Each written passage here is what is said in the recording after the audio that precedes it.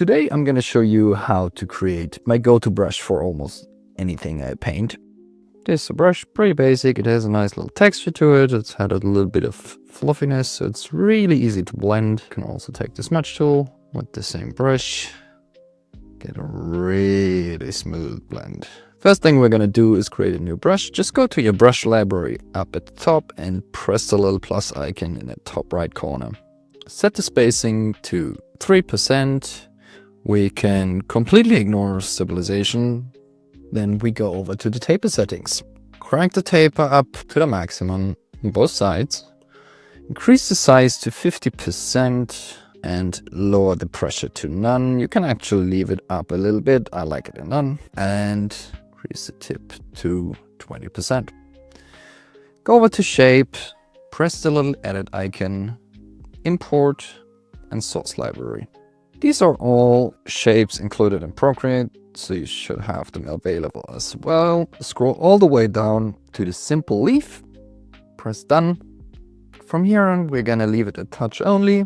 Change the rotation to follow stroke. Increase the scatter to around 25% and the count to 3.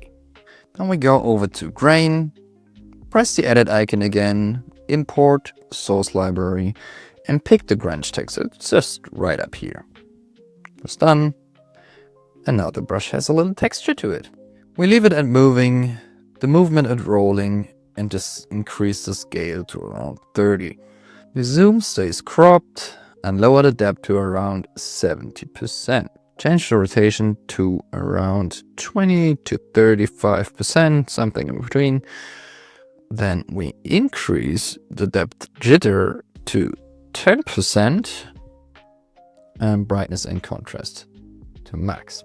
We leave it at improved filtering and go on to rendering. Here we choose intense blending, lower the flow to around 85 and leave the rest as is. We go over to wet mix. We can just remove charge, we don't need it. We can also remove pull, increase the blur to maximum, ignore color dynamics and go straight to dynamics. Here we increase the size to 15 and move on to the Apple Pencil. Set the size to 35, around 35, and the flow to around 50. You can leave opacity as is, change the tilt to 15 degrees and ignore the rest. Move over to the properties, lower the smudge pull to 0, increase the minimum size to 1, so it's never nothing, and the maximum size to 150. Now then you have finished the brush, just go and try it out, have some fun. There's also a lot of nice variations you can do for this brush. You can turn on stabilization and turn it into a nice sketching brush. You can change the shape and have a more blocky feel to it, or make a fur brush out of it. Even a hairbrush, no problem. If you're interested in seeing how I modified these, then please let me know. I'll make another video about it. If you liked the video, if you're using the brush, leave a like, subscribe.